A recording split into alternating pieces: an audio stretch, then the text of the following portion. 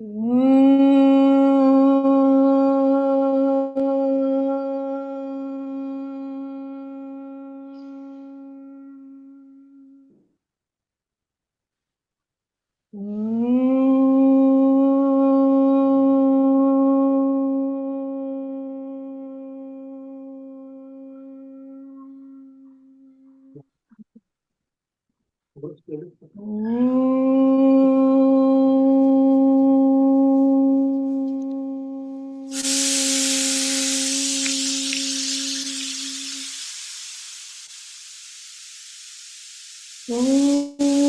सहना भवतु सहनौ भुनक्तु सह वीर्यं करवावहै तेजस्विनावधीतमस्तु मा विद्विषावहै ॐ शान्ति शान्ति शान्तिः।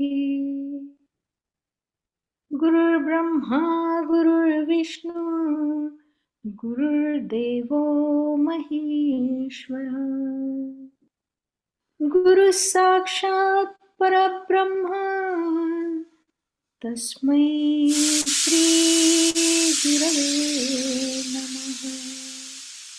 तस्मै श्री गुरवे नमः। तस्मै श्री गुरवे नमः। अलंकापुरी पुण्यभूमी पवित्र तिथे नांदतो ज्ञानराजा सुपात्र तया आठविता महापुण्यराशी नमस्कार माझा सद्गुरु ज्ञानेश्वरासी।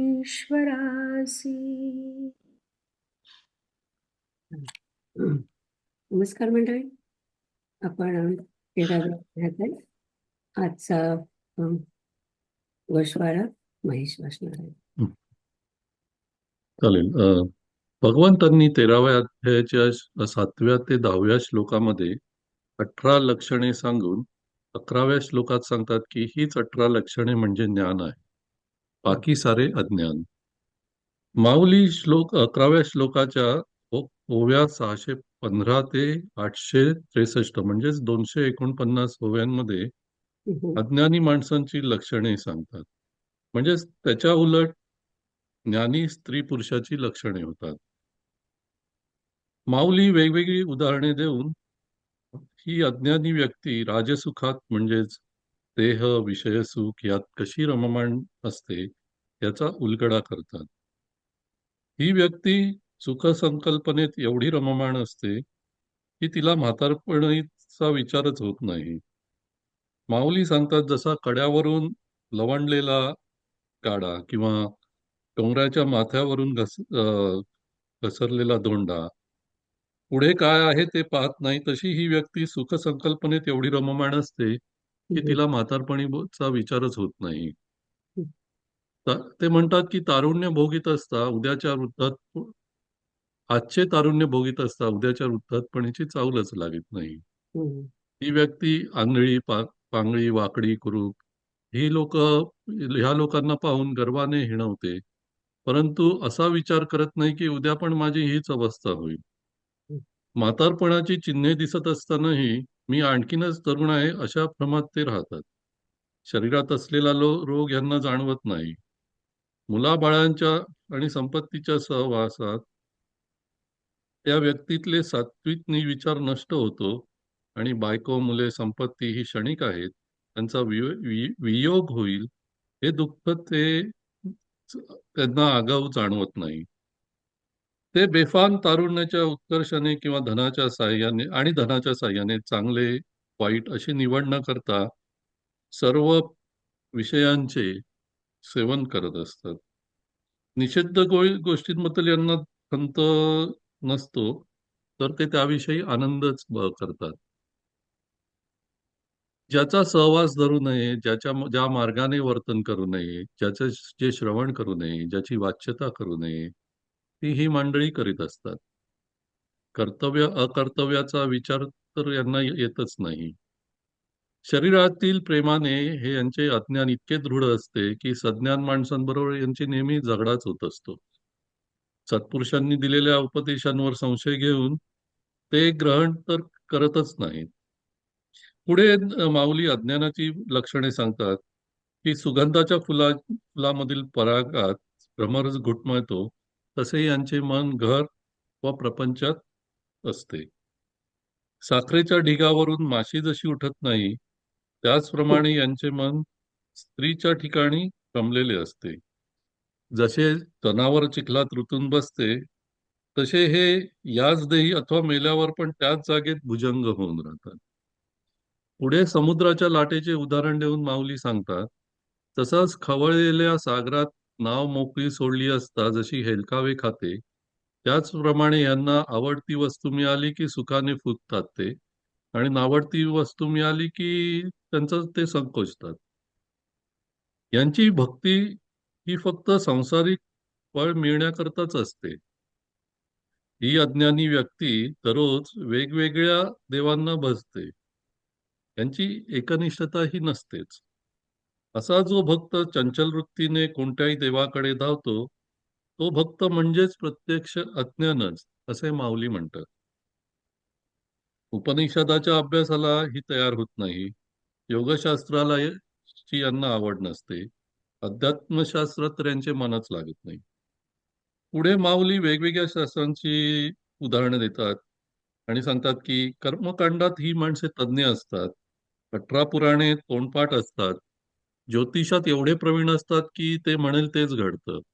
वास्तुशास्त्र, पाककला किंवा अघोरी मंत्रतंत्र, नीतिशास्त्र, वै वेदक किंवा काव्य, नाटक, व्याकरण, तर्कशास्त्र याच्यात ते एकदम प्रवीण असतात. पण अध्यात्मशास्त्रात ते खरोखरच जन्मांध असतात, असे माऊली म्हणतात. माऊली म्हणतात की एका अध्यात्म ज्ञानाशिवाय इतर सर्व शास्त्रांचे ज्ञान अप्रमाण आहे. पुढे मला त्या 840 आणि 841 ओव्यांबद्दल म्हणायचे. ओव्यात मला आवडल्या. तया शरीर जे झाले, ते अज्ञानाचे बी विरुडले, त्याचे वित्पातित्व गेले, अज्ञानात ते वेली. म्हणजे ज्याचे शरीर हे अज्ञानाचे माहेर आहे आणि हो, त्याची विद्वत्ता अज्ञानाचा वेलू होय. आणि 841वी ओवी आहे, सो तो जेचे बोले अज्ञानीच फुलले, तयांचे पुण्य चे फळले ते अज्ञानच का.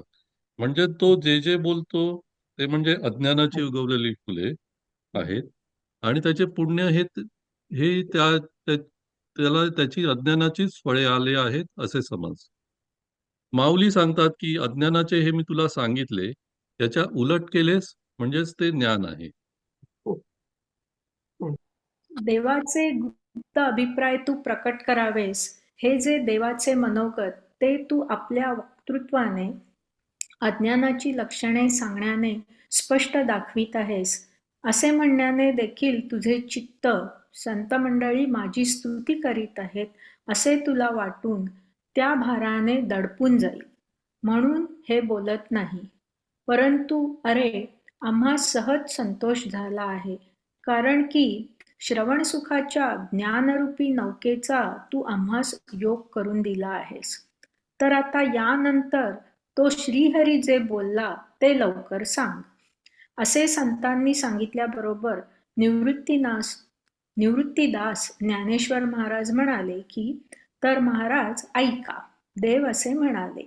देव म्हणतात, अर्जुना, हा जो तू सर्व लक्षणांचा समुदाय ऐकलास तो अज्ञानाचा भाग आहे असे समज. अर्जुना, या अज्ञान भागाचा त्याग करून ज्ञानाविषयी चांगला दृढ हो. मग या शुद्ध ज्ञानाच्या योगाने मनाचा ज्या ब्रह्मवस्तूत प्रवेश होईल, ते ज्ञेय स्वरूप जाणण्याची अर्जुनाने इच्छा केली. तेव्हा सर्वज्ञांचे राजे जे श्रीकृष्ण, ते अर्जुनाचा अभिप्राय जाणून म्हणतात, आता ज्ञेयाचे स्वरूप तू ऐक, आम्ही तुला सांगतो. आता मला वाटतं 23च्या ऐवजी बघूया. हा, रिमेंबर थोडं खाली आणखी झालं पाहिजे. 34 वगैरे काहीतरी होती का? Mahesh, you remember? बरोबर, 34 नंबरवर 34 टाका. ना. पेज ते 34. 24 जिथे आहे ना, रविदादा, जिथे हा, 24 आहे आता तिथे 34 घालून बघा. हम्म. हो, बरोबर. हम्म. ते देवाचे मनोगत दावित आहासी तू मूर्त, हेही म्हणता चित्त दाटैल तुझे. म्हणूनी असो हे न बोलो, परी साविया गातोषलो. जे ज्ञान तरी ये मेळविलो, श्रवण सुखाची ये. आता यावरी जो तो श्रीहरी, बोलिला ते करी कथन वेगा. या संत वाक्या सरीसे, म्हणितले निवृत्ती दासे. जी अवधारा तरी ऐसे, बोलिले देवे. म्हणती तुवा पांडवा, हा चिन्ह समुच्चयो आघवा. आयकिला तो जाणावा अज्ञान भागू. या अज्ञान विभागा, पाठी देऊनी पैगा. ज्ञान विखी चांगा, दृढा होईजे. मग निर्वाळीले ज्ञाने, ज्ञेय भेदैल मने. ते जाणावया अर्जुने, आस केली. तव सर्वज्ञांचा रावो, म्हणे जाणोनी तयाचा भावो. परीसे ज्ञेयाचा अभिप्रावो, सांगो आता. बरोबर म्हटलं. ज्ञेयं यत्तत् प्रवक्ष्यामि, यज्ञात्वामृतमश्नुते. अनादिमत्परं ब्रह्म, न सत्तन्नासदुच्यते. जे ज्ञेय आहे व जे जाणले असता मनुष्य अमृतत्व पावतो, ते मी सांगतो. ते हे आदिरहित परब्रह्म होय. ते सत ही नाही व असत ही नाही, असे ज्ञाते म्हणतात. मला थोडंसं इथे आता सांगायचंय की मी माझ्या नोट्समध्ये लिहिलं होतं इथे की जेव्हा आपल्याला असे दिसतात, तुम्हाला आधी पण माहिती आहे 7व्या-8व्या अध्यायामध्ये आपण त्याला ग्रंथगाठ म्हणतो ना, की त्यांनी म्हटलं की ते सत पण नाही असत पण नाही. म्हणजे अनादि ब्रह्म आहे.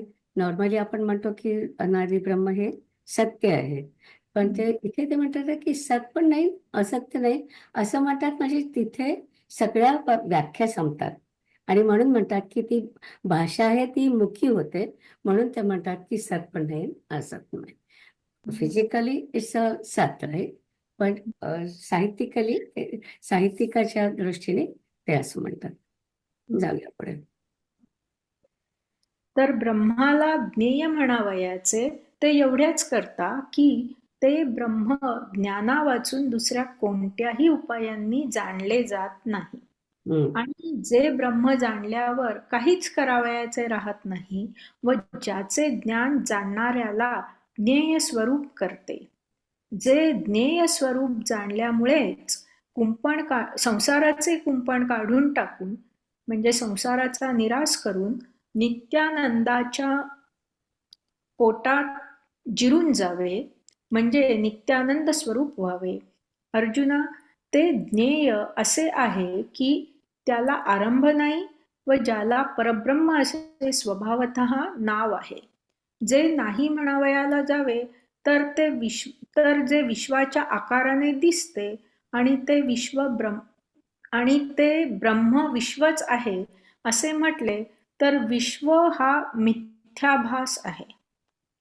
त्या ब्रह्माच्या ठिकाणी रूप, रंग व आकार ही नाही व पाहण्याचा विषय व पाहणारा ही स्थिती नाही. असे असल्यामुळे ते कोण आहे, हे कोणी व कसे म्हणावे?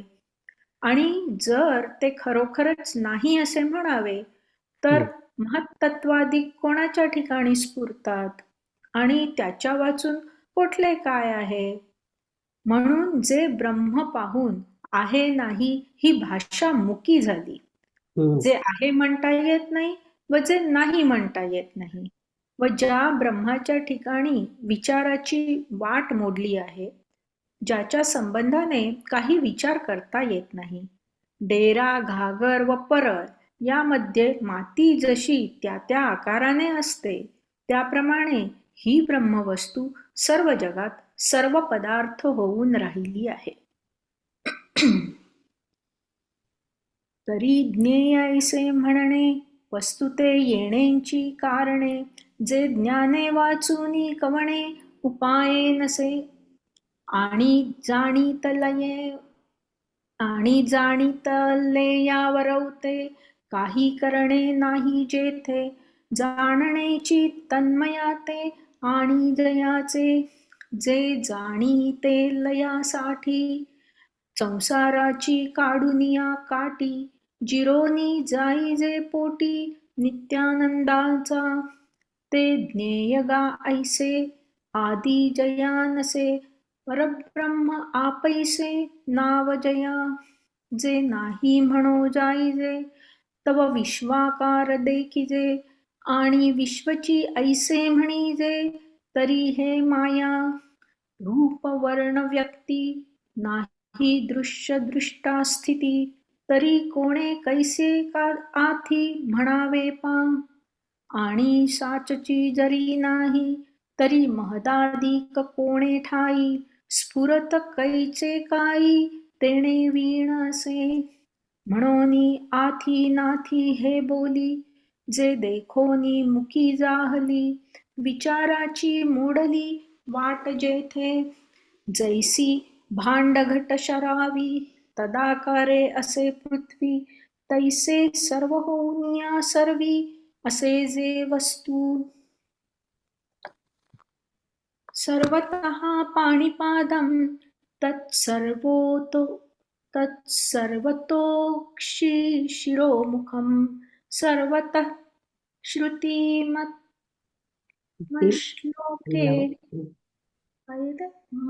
श्रुतिमश्लोके श्रुतिमत सर्वमावृत्य.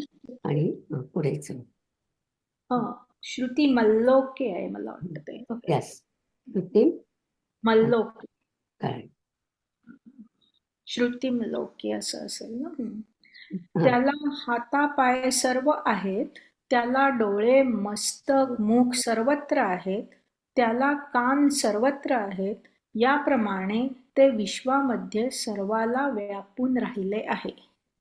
आता ते विश्वरूप परमेश्वराबद्दल ते बोलू. विश्वरूपाचंच वर्णन केल्यासारखं वाटतं. Right right right.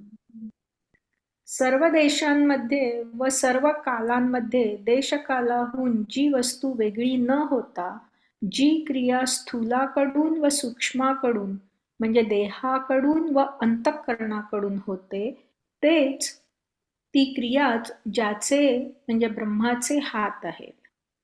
या कारणास्तव त्या वस्तूला विश्वबाहू असे म्हटलेले आहे. कारण की ती वस्तू सर्व होऊन सर्व काळ सर्वच करते आणि सर्व ठिकाणी एकाच काळी ते ब्रह्म आहे. म्हणून अर्जुना त्यास विश्वांघ्री, ज्याचे चरण सर्वत्र आहेत असा हे नाव आहे. जसे सूर्याला अंग व डोळे हे वेगळे वेगळे नाहीत, तशी जी वस्तू ही पदार्थाच्या स्वरूपाने असल्यामुळे ती सर्वांस पाहणारी आहे. म्हणून विश्वतचक्षु, ज्याला सर्वत्र नेत्र आहेत, असा हा प्रकार आहे. नेत्ररहिताच्या ठिकाणी बोलण्यास वेद तयार झाला.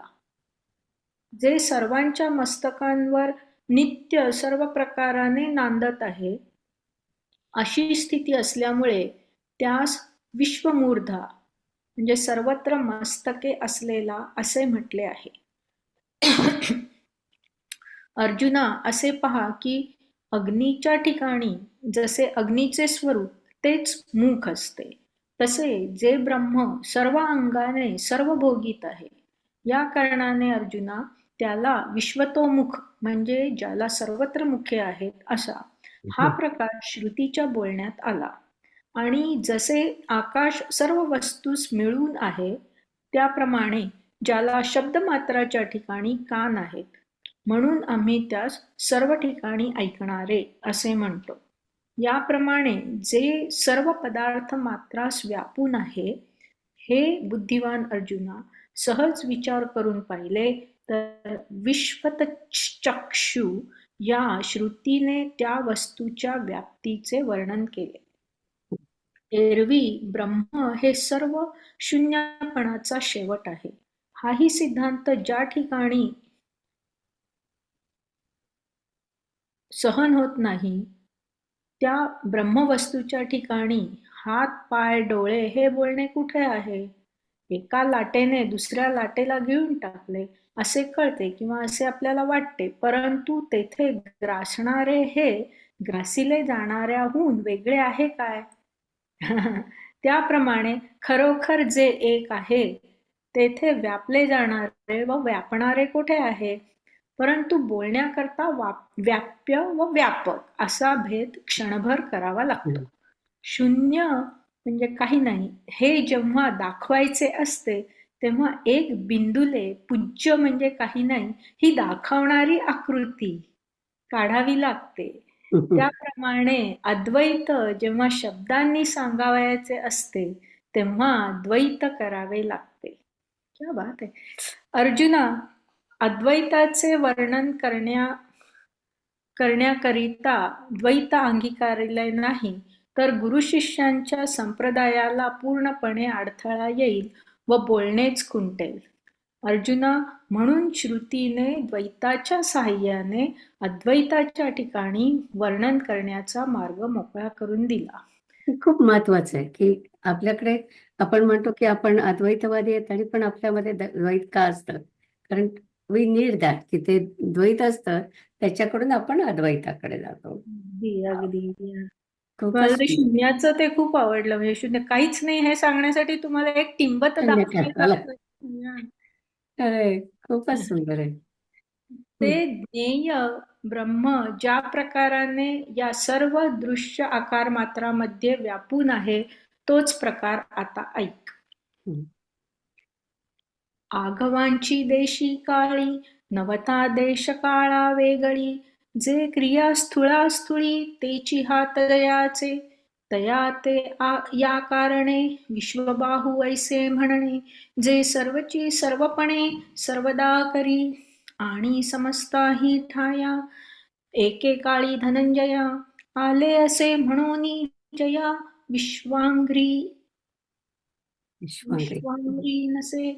विश्वांग्री नाव पै सवितया अंग डोळे, नाहीत वेगळ वेगळे तैसे सर्वदृष्टे सकळे स्वरूपे जे, म्हणोनी विश्वतचक्षु हा अचक्षुचा ठाई पक्षु, बोलावया दक्षु जाहला वेदू, जे सर्वांची शिरावरी, जे नित्य नांदे सर्वापरी, ऐसिये स्थितीवरी विश्वमूर्धामणी पे, पैगा मूर्ती तेची मुख, हुताशनी जैसे देख, तैसे सर्वपणे अशेख भोगते जे, या लागी तया पार्था विश्वतोमुख हे व्यवस्था, आली वाक्पथा श्रुतीचिया, आणि वस्तुमात्री गगन, जैसे असे संलग्न तैसे शब्द जाती कान सर्वत्र जया, म्हणोनी आम्ही तया ते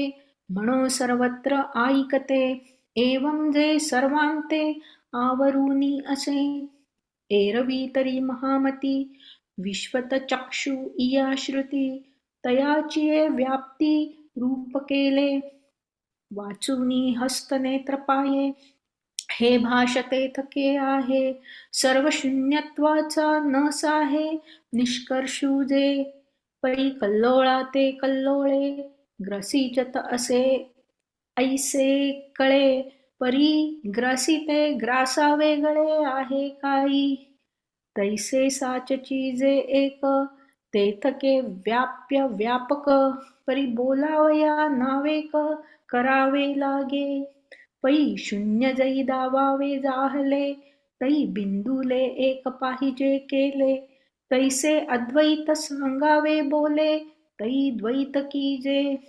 एरवी तरी पार्था गुरु शिष्य सत्पथा. आडळू पडे सर्वथा बोल खुंटे. म्हणोनी गा श्रुती द्वैत भावे अद्वैती. थोडं वरती करता का? हा. निरूपणाची वाहती वाट केली.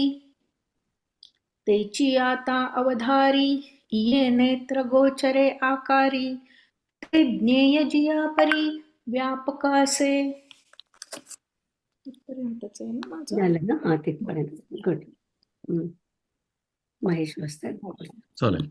सर्वेंद्रिय गुणाभासम सर्वेंद्रियम विवर्जितम असक्तम सर्वभृच्चैव निर्गुणम गुणभोक्तृच.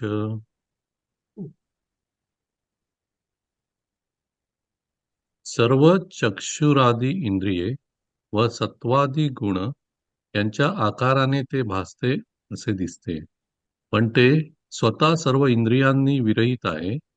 ते सर्वत्र असक्त आहे.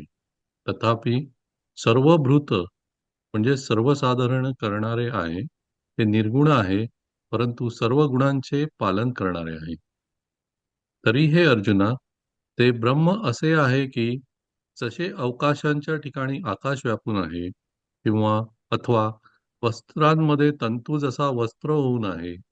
पहा की पाण्यामध्ये रस जसा पाणी होऊन असतो, अथवा दिव्यामध्ये दिवा होऊन जसे तेज असते, ज्याप्रमाणे कापरामध्ये सुगंध कापूर होऊन असतो, अथवा शरीरामध्ये जसे कर्म शरीर होऊन असते. फार काय सांगावे अर्जुना, जसे सोनच सोन्याचा तुकडा होऊन असतो, त्याचप्रमाणे हे ब्रह्म या सर्वांच्या सर्व अंगात आहे. येथून ब्रह्माची व्याप्ती जगामध्ये कशी आहे ते व्यतिरेक दृष्टीने दाखवतात. परंतु ते सोने तुकडेपणामध्ये असते, तेव्हा तो सोन्याचा तुकडा असे वाटते. पण वास्तविक पाहिले तर तुकड्याच्या आकाराने असणारे सोने हे जसे सोन्यासारखे आहे. हे मित्र अर्जुना, पाण्याचा ओघ जरी वाकडा असला तरी पाणी जसे सरळच असते, अथवा लोखंडात अग्नीचा प्रवेश झाला म्हणून तो अग्नी जसा लोखंड होत नाही. घटाच्या आकाराने वेटाळलेले आकाश घटामध्ये जसे वाटोळे आहे असे वाटते, व मठामध्ये सापडलेले आकाश हे चौकोनी आकाराचे दिसते. परंतु आकाश हे जसे तो अवकाश म्हणजे घटातील वाटोळी पोकळी अथवा मठातील चौकोनी पोकळीमध्ये झाले नाही, त्याचप्रमाणे जे ब्रह्म सर्वत्र विकार मनादी इंद्रिये अथवा सत्वादी गुणातीत होऊन जे विकारवान झाले नाहीत. अर्जुना, ते ब्रह्म मन ज्यात मुख्य आहे अशा इंद्रियासारखे व सत्व रजदी गुणांसारखे असल्याचे वरून वरून दिसते खरे. परंतु गुळा गुळाची गोडी जरी ढेपेत सापडलेली असते, तरी ती गोडी ढेपेच्या आकारासारखी झालेली नसते. त्याचप्रमाणे गुण व इंद्रिये यात जरी ब्रह्मवस्तू आहे, तरी ब्रह्मवस्तूच्या ठिकाणी गुण व इंद्रिय ही खरोखर नाही. हे कपिध्वजा अर्जुना, दुधाच्या अवस्थेत तूप हे दुधाच्या आकाराने असते, परंतु दूधच जसे तूप नसते, त्याचप्रमाणे जे ब्रह्म या विकारात आहे, परंतु जे विकार नाही असे समज. ते कसे? तर ज्याप्रमाणे आकाराला बुगडी असे हे नाव आहे, बाकी सोने ते सोनेच आहे. अर्जुना, या उघड उघड मराठी सोप्या भाषेत सांगायचे म्हटले म्हणजे तू गुणेंद्रियापासून वस्तूचे वेगळेपण समज.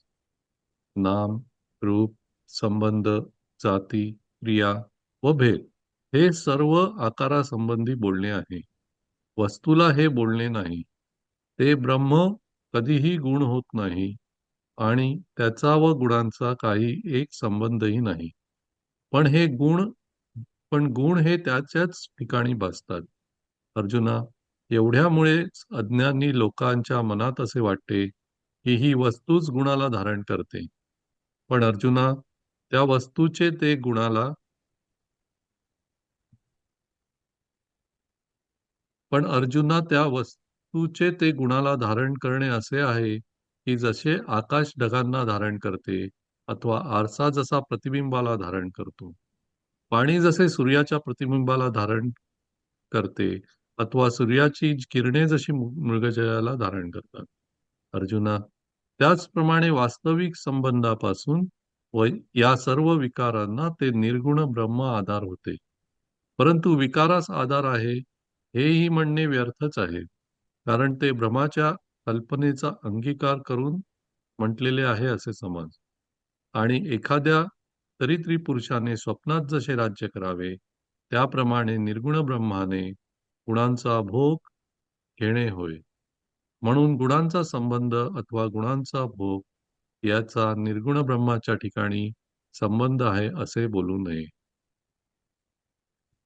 तरी ते गा किरीटी ऐसे अवकाशी आकाश जैसे पटी पटू होऊनी असे तंतु जेवी उदक होऊनी उदकी रसू जैसा अवलोकी दीपपणे दीपकी तेज जैसे कर्पूरत्वे कापुरी सौरभ्य असे जयापरी शरीर होऊनी शरीरी कर्म जेवी किंबहुना जैसे पांडवा सोनेची सोन या चारवा तैसेचे या सर्वा सर्वांगी असे परीरवेपणा माझी वडे तव रवा ऐसे आवडे वाचूनी सोने सांगडे सोनया जेवी पैगा वोगूची वांखुडा परी पाणी उजू सुहाडा वन्नी आला लोखंडा लोह नवे की घटाकारे वेंटाळे तेथ नभगमे वाटोळे मठी तरी चौफळे काये दिसे परिते अवकाश जैसे नोहे जतीची का आकाशे जे विकार होऊनी तैसे विकारी नोहे मन मुख्य इंद्रिया सत्वादी गुणायया सारिखे ऐसे धनंजया आवडे कीर परीपैकिळाची गोडी नोहे बांधया सांगडी तैसी गुण इंद्रिये पुडी नाही तेथ अगाशिराची ये दशे धृतशिराकारे असे परिशिरची नोहे तैसे कपिध्वजा तैसे जे इये विकारी विकार नोहे अवधारी पै आकारा नाम भोवरी येर सोने ते सोने या अवघड मराठीया ते वेगळपण धनंजया जाण गुण इंद्रिया पासोनिया नामरूप संबंधू साती क्रिया भेदू ही आकारासीच प्रवादू वस्तुसी नाही ते गुण नवे कही गुणातया संबंधू नाही परितयाची चांची ठाई आभासती ये तुले यासाठी संभ्रांतांचा पोटी ऐसे जाय किरीटी नाहेची धरी तरी ते गाधरणे ऐसे अभ्राते जेवी आकाशे का प्रतिवतन जसे आरसेनी सूर्य प्रतिमंडळ जैसेनी धरी सलिल का रश्मी करी मृगजळ तरी जे जेवी तैसे का संबंधे विण या सर्वा ते तरी निर्गुण येरी ते वाया जाण मिथ्या दृष्टी आणि या परी निर्गुणे पुन्हा ते भोगणे रंका राज्य करणे स्वप्नी जैसे म्हणून गुणाचा संगू तवा भोग गुण भोगू का निर्गुणी लागू बोलो नये. इथे मला बहिरन्तश्च भूतानाम् अचरं चरमेव च सूक्ष्मत्वात् तद्विज्ञेयं दूरस्थं चान्तिके च तत्. खाली करता का जरा? हो, एक मिनिट हा. हं.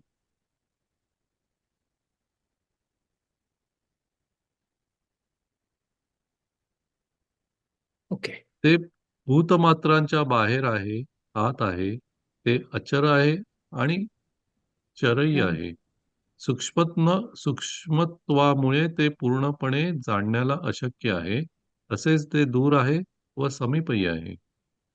अर्जुना, अनेक अग्नीतून जशी एकच उष्णता बेदरपी रूपाने असते, त्याचप्रमाणे जे ब्रह्म चराचर भूतांमध्ये असते, त्या प्रकारच्या अविनाश रूपाने व सूक्ष्म स्थितीने जे ब्रह्म सर्व स्थावर जंगमाला व्यापून आहे, ते येथे नेय आहे असे समजावे.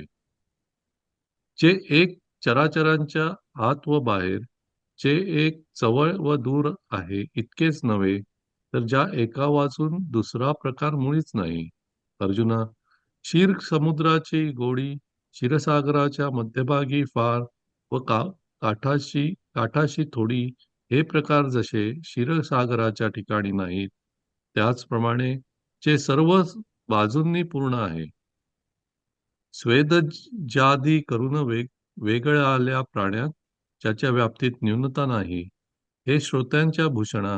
अर्जुना, ज्याप्रमाणे कित्येक हजारो घागरींमध्ये चंद्राचे प्रतिबिंब पडले असताही चंद्रबिंबास अनेकता येत नाही. मिठाच्या अनेक कणांच्या ढिगातून जसा एकच खारेपणा असतो, किंवा कोट्यावधी उसात गोडी जशी एकच असते, जे चराचर भूता माझी असे पांडुसुता, नानावन्नी उष्णता अभेदे जैसी, तैसेनी अविनाश भावे, जे सूक्ष्म दशे आगवे, व्यापुनी असे ते जाणावे, नेय येथ, जे एक आतु बाहेरी, जे एक जवळ दूरी, जे एक वाचुनी परी, तुझी नाही क्षीरसागरीची गोडी, माझी बहुथडी ये जे गोडी, जे नाही तया परवडी, पूर्ण जेगा स्वेदज प्रभूती, वेगळाला भूती, जयाची ये अनुस्युती, हो म्हणे नाही, पै श्रोते मुखटियका, घट सहस्त्रा अनेका, माझी बिंबोनी चंद्रिका, न भेदे जेवी, नाना लवण कणाची ये राशी, चारता एकची जैसी, का कोडी एकी उसी, एकची गोडी.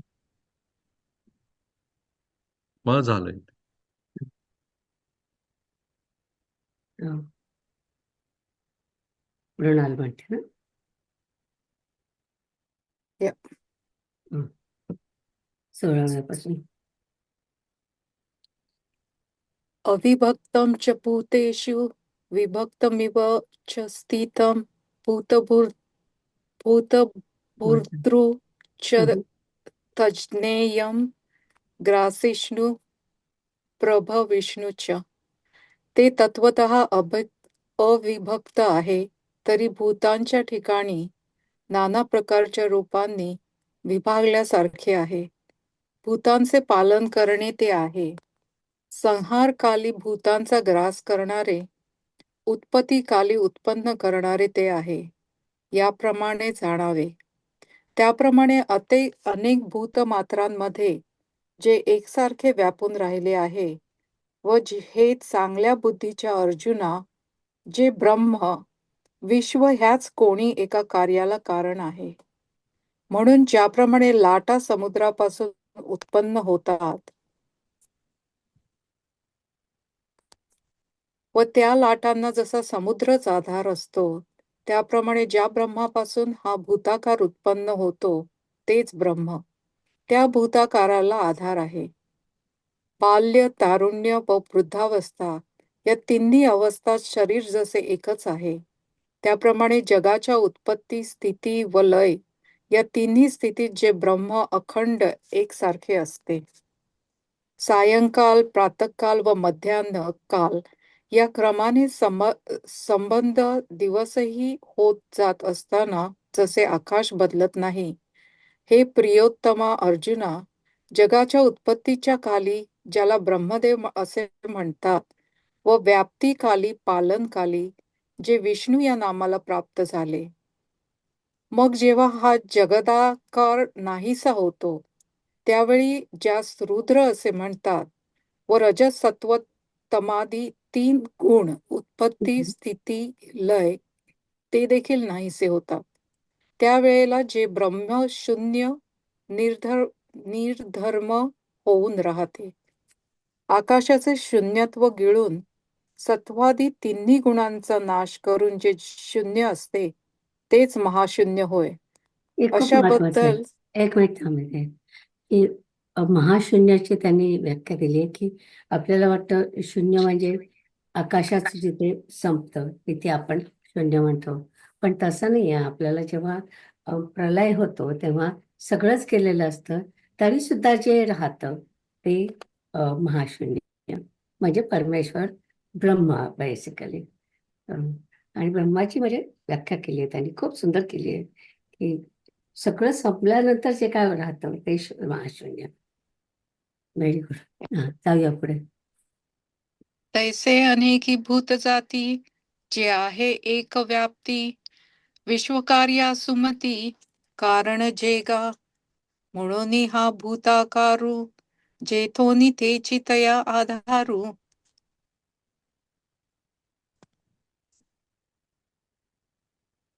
कल्लोळा सागरू जिया परी पाल्यादी तिन्ही वयसी काया एकची जैसी तैसे आदि स्थिती ग्रासी अखंड जे सायं प्रातर मध्यान्ह होता जाता दिनमान जैसे का गगन पालटेना अगा सृष्टी वेळे प्रियोत्तमा जया नाव म्हणती ब्रह्मा व्याप्ती जे विष्णुनामा पात्र जाहले मग आकारू हा हारपे तेव्हा रुद्र जे म्हणिपे तेही गुणत्रय जेव्हा लोपे ते जे शून्य नभांचे शून्यत्व गिळून गुणत्रयाते निरवून ते शून्य ते महाशून्य श्रुती वचन संमत ज्योतिषामापि तज्ज्योतिस्तमसः परम उच्यते ज्ञानं ध्येयं ज्ञानगम्यं ज्ञानम हृदि सर्वस्य तिष्ठितम् त्यालाच तेजाचेही तेज व अंधाराच्याही पलीकडील असे ज्ञाते म्हणतात. ज्ञान तरी तेच आहे, श्रेय तेच आहे. ज्ञानाच्या योगाने जाणले जाणारे तेही तेच आहे. सर्व भूतमात्रांच्या हृदयामध्ये तेच स्थित आहे.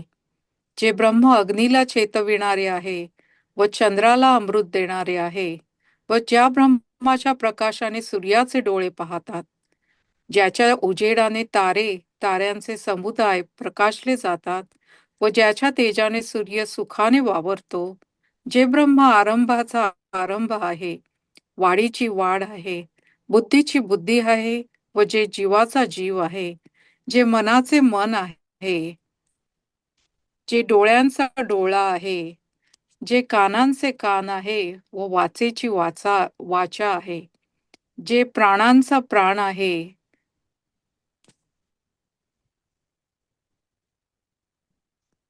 जे गतीचे पाय आहे व ज्याच्यामुळे कर्माचे घडणे होते. अर्जुना, ज्याच्या योगाने आकार आकाराला येतो, ज्याच्या योगाने विस्तार विस्तारतो व ज्याच्या योगाने संहार नाश करतो, जे पृथ्वीची पृथ्वी आहे, ज्या ब्रह्मरूपी पाण्याला पिऊन पाणी हे पाणीपणाने आहे, ज्याच्या तेजाने तेजास प्रकाश दिला आहे जातो, जे ब्रह्मवायूचा श्वासोश्वास आहे व ज्या ब्रह्मरूपी पोकळीत आकाश राहिले आहे, हे राहू दे. या सर्व जगदरूपी भास ज्याच्या योगाने भासतो. फार काय सांगावे अर्जुना, हे सर्वांच्या ठिकाणी सर्व आहे व जेथे द्वैतपणाचा प्रकाश होत नाही, जे पाहिल्याबरोबर दृश्य म्हणजे जगत व द्रष्टा म्हणजे पाहणारा हे सर्व ऐक्यभावाने एक होऊन जातात. मग ते ब्रह्मच ज्ञान होते व ज्ञाता ध्येय व ज्ञान यांनी जाणले जाणारे ठिकाण तेही ब्रह्मच आहे. ज्याच्याप्रमाणे पाटीवर हिशोब करण्याचे संपल्यावर हिशेबातील निरनिराळ्या रकमा एक होतात, त्याप्रमाणे साध्य साधनादिक ही ब्रह्माच्या ठिकाणी ऐक्यास येतात. अर्जुना, ज्या ठिकाणी द्वैताचा व्यवहार चालत नाही, हे असो जे ब्रह्म सर्वांच्या अंतःकरणात असते.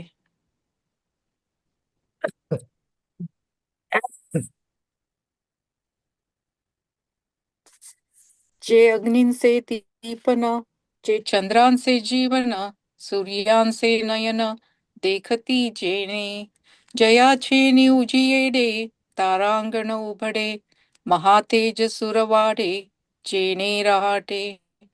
जे आदीची आदी, जे वृद्धींची वृद्धी, बुद्धीची जे बुद्धी, जीवाचा जीव, जे मनाचे मन, जे नेत्राचे नयन, कानाचे कान, वाचेची वाचा, जे प्राणाचा प्राण, जे गतीचे चरण, क्रियेचे कर्तेपण, जयाचेनी, आकारू जेणे आकारे, विस्तारू जेणे विस्तारे, संहारू जेणे सहारे, पांडू कुमारा.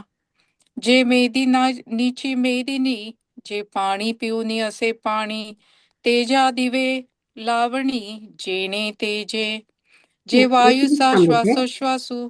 इथे आपण काय म्हणतोय की ब्रह्म जे आहे ते म्हणजे सगळे आपले जे गुण आहेत ते सगळे त्याच्यामुळे आलेत असं ते सांगतात. पण ब्रह्माला गुण नसतात हे आणखीन आपल्याला त्याच्यामध्ये सांगितलंय की जे काय आपल्या आपण आता बघतो की पाण्याचं पाणी पण जे आहे ते पण म्हणजे ब्रह्म आहे. म्हणजे कुठली तरी जी काय शक्ती आहे, कुठलं चैतन्य आहे, ते सगळं ब्रह्म आहे. म्हणून त्यांनी वेगवेगळे उदाहरणं दिले. आणि हे जे त्यांनी सांगितलं ना की कानाचे कान, म्हणजे कानाचे कान काय म्हणजे आपल्याला ऐकू येतं पण कानाने नाही येत ना. त्याच्या आतमध्ये जी काय आपली प्रोसेस असते त्या प्रोसेस ती ब्रह्मामुळे येते किंवा चैतन्यामुळे येते. आपण हे केन उपनिषदामध्ये आपल्याला सांगितलंय. आत्ता जे सांगितलं ना त्यांनी की म्हणजे कानाचे कान किंवा डोळ्यांचे डोळे असं ते सगळं केन उपनिषदामध्ये आहे. पण ते ते काय म्हणतात की आपले नुसते कान आहेत तर नुसते कान असून होत नाही ना. त्याच्यामधून आपल्याला ऐकायला यायला पाहिजे. हे जे ऐकायला येतं ती जी शक्ती आहे ती ब्रह्म आहे. सांगा पुढे.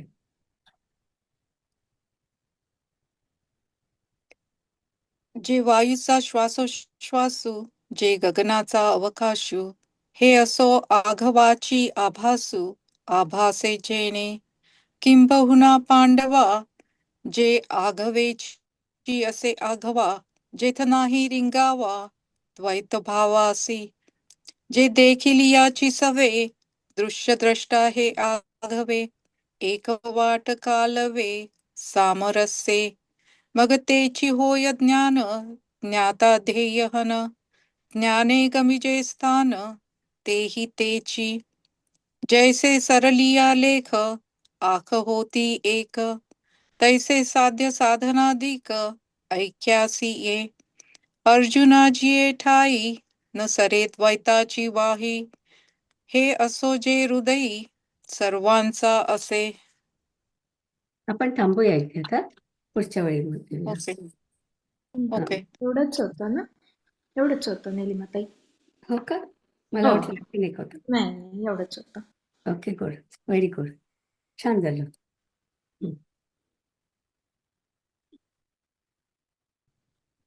आता विश्वात्मके देवे येणे वाग्यज्ञे तोषावे, तोषो नियामज द्यावे पसाय दान हे. जे फळांची व्यंकटी सांडो, तया सत्कर्मी रती वाढो, भूता परस्परे पडो मैत्र जीवांचे, दुरितांचे तिमिर जावो, विश्वस्वधर्म सूर्ये पाहो, जो जे वांछील तो ते लाहो प्राणिजात. वर्षत सकळ मंगळी, ईश्वर निष्ठांची मांदियाळी, अनवरत भूमंडळी भेट तू भूता. चला कल्पतरूंचे आरव, चेतना चिंतामणीचे गाव, बोलते जे अर्णव पियुषांचे. चंद्रमे जे अलांछन, मार्तंड जे तापहीन, ते सर्वाही सदा सज्जन सोय रे हो तू. किंबहुना सर्वसुखी पूर्ण हो नीतीही लोकी, भजी जो आदिपुरुषी अखंडित. आणि ग्रंथोपजीविये विशेषी लोकीये, दृष्टादृष्टविजये होवावीजी येथ म्हणे श्री विश्वेश्वराव हा होईल दानपसाव येणे वरे ज्ञानदेव सुखिया झाला सुखिया झाला सुखिया झाला. ओम पूर्णमद पूर्णमिदं पूर्णात् पूर्णमुदच्यते पूर्णस्य पूर्णमादाय पूर्णमेवावशिष्यते. ओम शांती शांती शांती.